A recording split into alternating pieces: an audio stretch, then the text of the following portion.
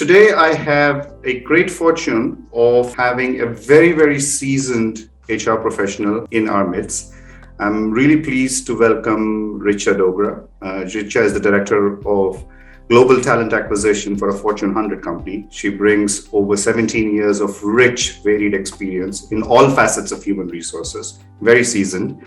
And in her current role, she's responsible for leading the recruitment strategy and delivery for technology, digital analytics, and risk functions of this large multinational in India. In the last 17 years, she has managed different aspects of HR across cross-cultural environments. Those are in ITES, BFSI, and also recruitment. Extensive experience in building processes, as well as driving strategic change initiatives from scratch to successful implementations. Prior to where she is today, she worked with Citi Financials and EXL Services as an HR business partner. She holds a bachelor's degree in Science, MBA in Human Resources, certified organizational development coach, and NLP practitioner. She lives in Gurgaon, India, and she has this really handsome 9-year-old German Shepherd called Stalin. So welcome, Richa. Thank you. It's a great pleasure to have you on the ITES live stream. Thank you so much, Ravi. Pleasure's all mine. Awesome. So I'll kick this off with a simple question, which is, can you describe the state of the job market in India specifically? Sure. I think I'll start by saying these are very interesting times, especially in the India job market. The talent dynamics have completely changed, especially in the last 1.5 to 2 years. The job market in itself has grown by almost 57%. And India is actually witnessing never seen before activity in hiring. So in the last 17 years, I've never seen the war for talent being as intense as it is right now. If you look at the ITES sector, I think that in itself has created almost 500,000 jobs in this year alone. And there's a lot of market opportunity around digital transformation, cloud, data analytics, cybersecurity. All of this is fueling the job creation. There are other changes in the market dynamics. This has completely become a candidates market. And I would say not just in India, I think globally we're seeing that change and that shift. But of course, things are a little more pronounced in India. A lot of people are looking to change jobs this year, more so in the India market. The compensation is going through the roof, where I think traditionally comp increases would be around say 30%. Right now, they're going as high as 150% to 200%. Wow. So it's just, I would say, going literally crazy, for lack of a better word, Ravi. And like I said, in India, it's more pronounced, more workforce is looking to change jobs. In fact, there was a recent survey that I came across which said that the intent to switch jobs in India is 62% versus 42% globally. So the talent war is just at its peak right now. Of course, we do see some signs of things stabilizing with the startups, which had fueled all this growth. The startups stabilizing and all of them sort of reducing or trying to cut down on their cost and changing that dynamic a little bit. But again, I think it will be some time before things sort of stabilize more in the market. Otherwise, I think there is just so much more opportunity right now than there has ever been in the past. I think you're spot on to note some of those trends, because in speaking with professionals who are located in different geographies other than India. So for example, we've been speaking with people here in Singapore and in ASEAN, and also with professionals who are based in the US. They seem to be at different spaces than what you are encountering in the marketplace. And that is quite interesting. There is a fair bit of belt tightening, or at least proactive belt tightening, that we are seeing in some of the other geographies. Are you seeing that in the Indian space as well? Not so much right now. Like I said, more so on the startup side. That is definitely happening there. There's a lot of pressure for them to cut down on costs, and that is where that's happening. But otherwise, I think it'll be a while before that starts holistically in the market.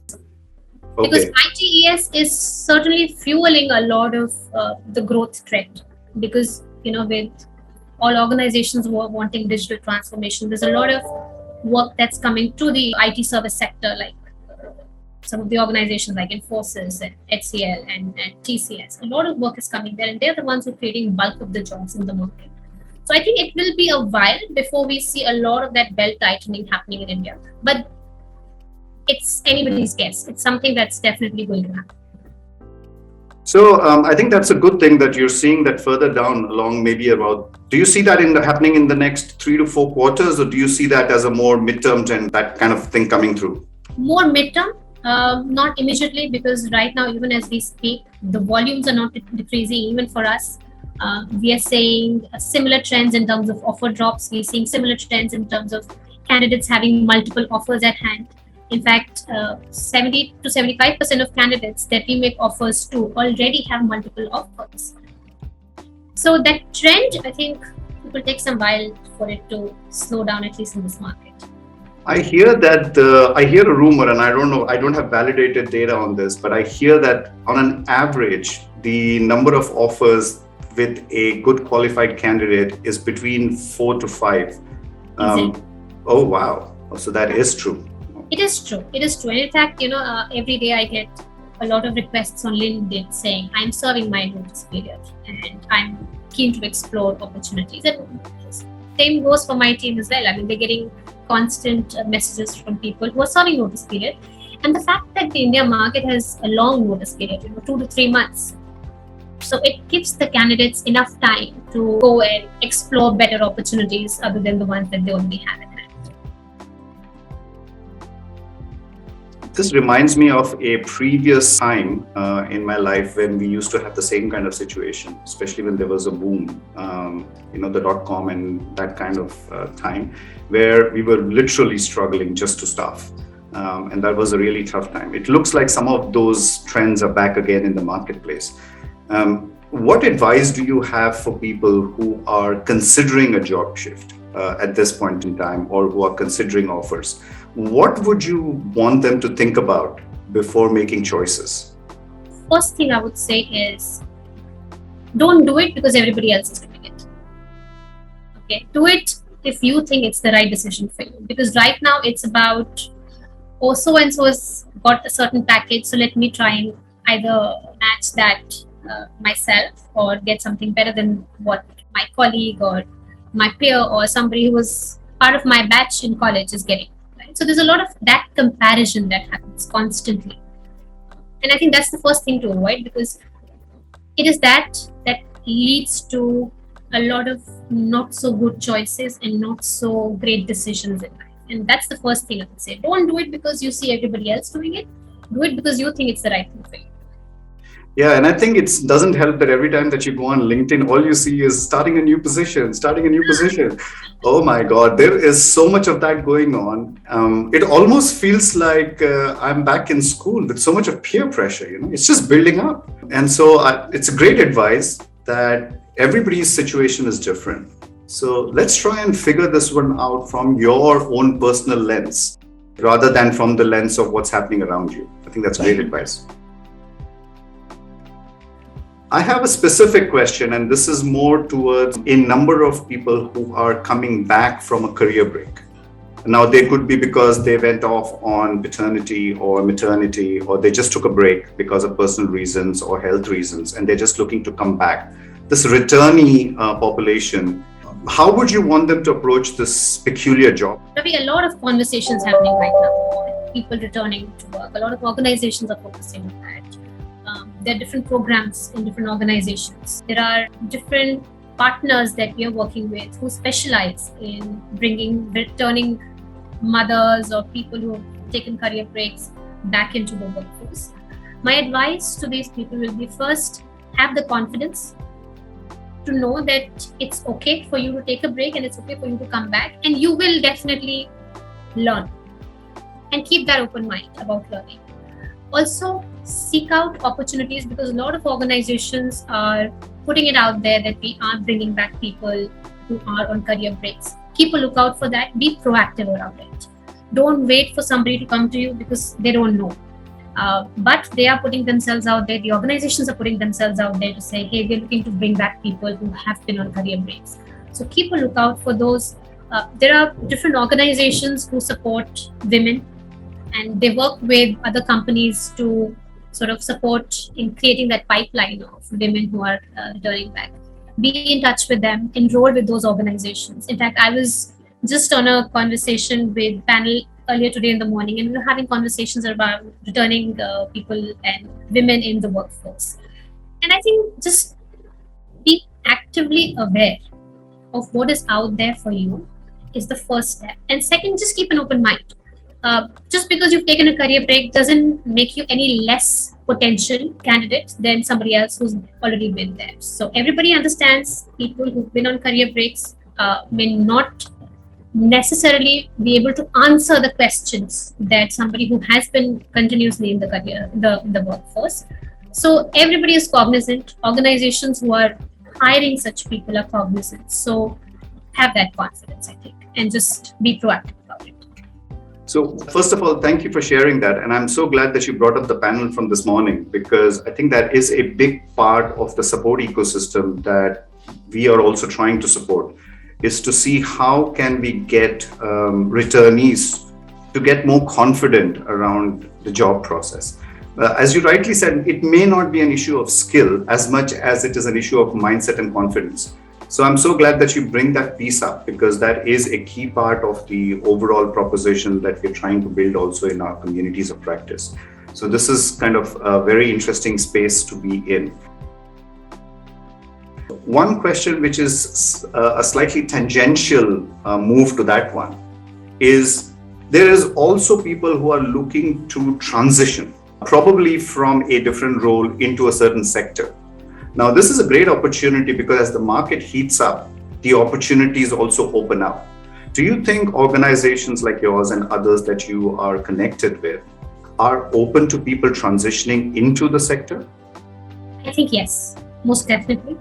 It's already started in the market. There was a lot of conversation about the great resignation, the last 1 year. But the workforce is not just changing jobs. They're also looking, to seek careers outside their industry. So the great resignation is also now becoming the great reshuffle. Yeah. And I think there are about 68% or so, I think, if I remember correctly, percentage of people who were looking to switch jobs were actually looking for a job in a different industry, change their industry. Burnout is getting so common. More work-life balance is what people are looking for. Soul searching is happening more after the Delta wave in the market that we saw last year. So all of this has really changed the way people look at their jobs, what they do, how they do it, where they do it from, what is their priority in life. And a lot of them have started switching industries. Organizations are open. The talent war is anyways, like I said, so intense. There's a lot of open-mindedness to look at people coming in from different industries also, because they also bring in a different perspective altogether. So it's a common phenomenon happening globally. A lot of people are moving back to smaller towns to operate from there. A lot of people are prioritizing their families. A lot of people are starting things on their own. So I think we're seeing a lot of that change in the market, and organizations are definitely embracing that change.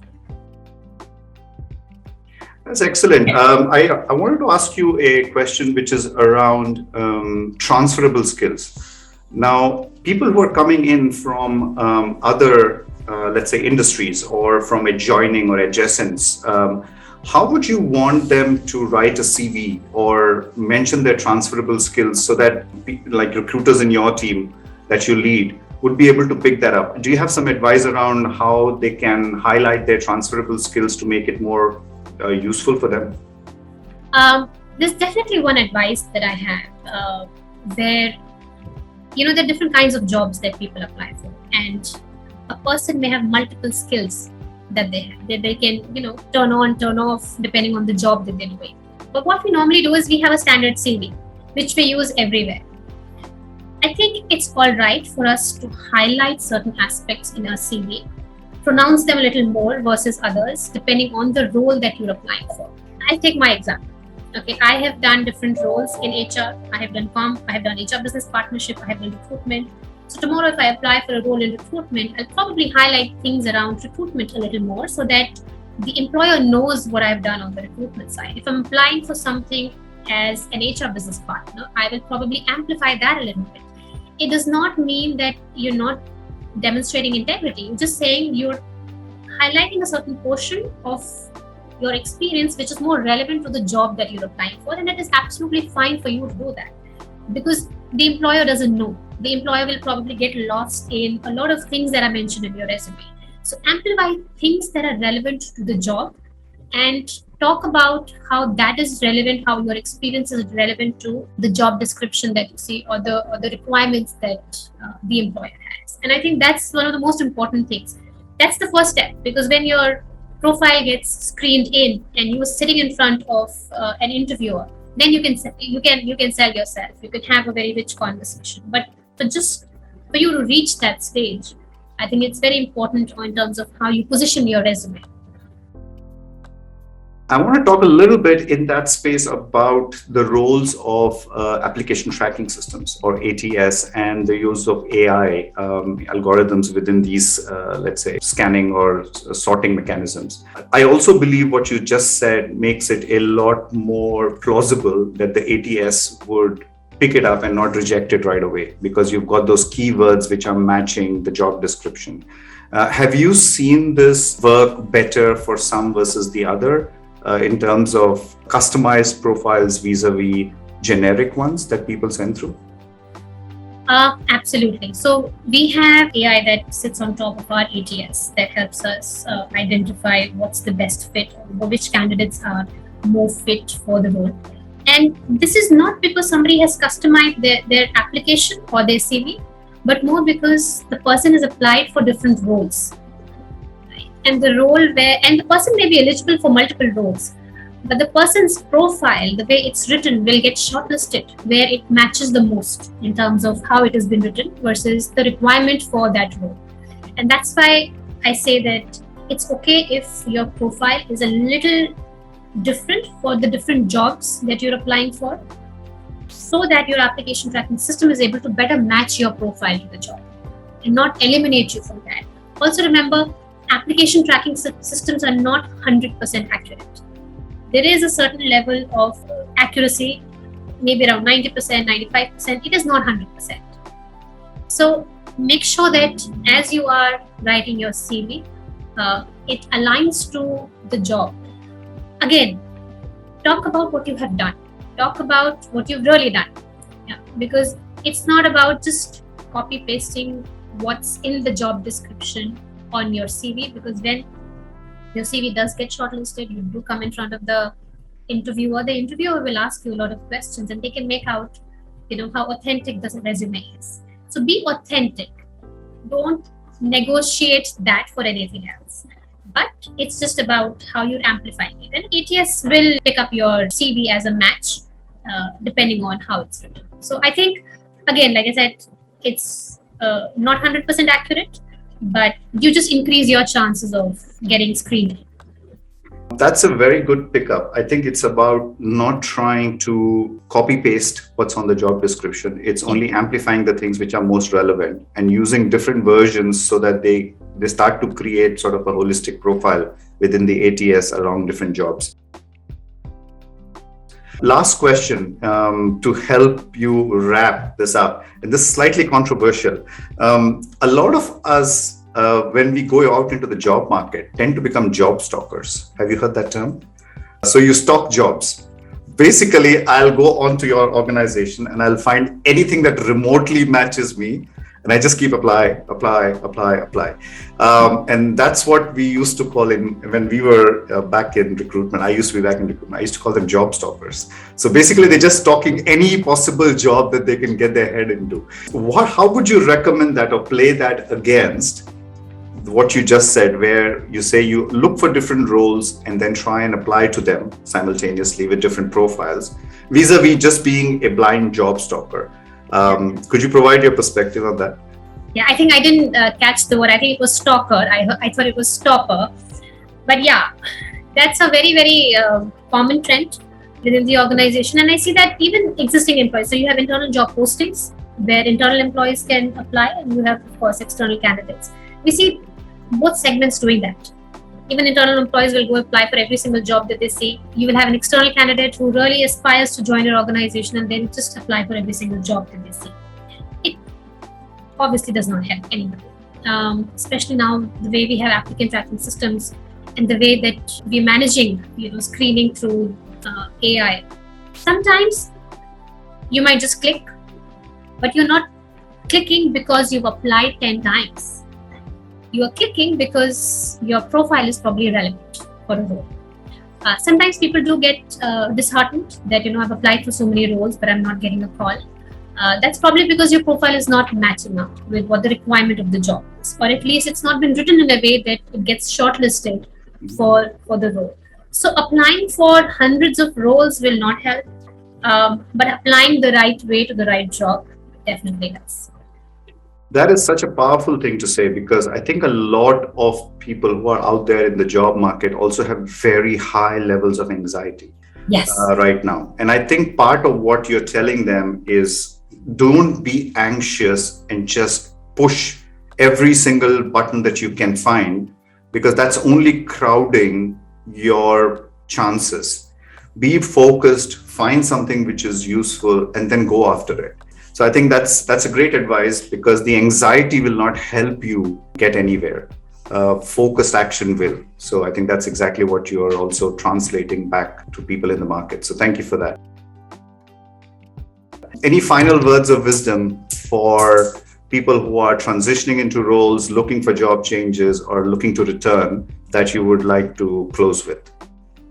I would definitely say, if you're returning back, this is the golden time. A lot of organizations are looking to hire people. They are willing to invest in learning and development. They are willing to invest in growth opportunities. So the time is right, and the time is ripe. So I would definitely encourage people to go ahead, especially if they're returning back. Awesome. Now, if there were people who were trying to reach you, I know that you probably don't need any more people trying to reach you, because you're probably flooded already. But if there were professionals or there were people looking out to reach you as a mentor or for advice, what's the best way to get hold of you? LinkedIn is a great way. Drop me a message. Let me know how I can help. I have a lot of messages on LinkedIn, but I don't always reply very promptly, quite honestly. But I do make sure that I read up every single message that I have, and whenever there's a request like that comes in, I make sure I respond back. So I would say LinkedIn is the best way to reach out to me. Fantastic. So thank you very much, Richa. I am super pleased that we had this chat, especially in the light of what's happening in the marketplace and the initiatives that you're leading for returnees and career breaks. I'm super excited for the work that you're doing, and I want to be thankful for coming on and sharing your insights with the world. Thank you for having me, Ravi. It's my pleasure. Welcome.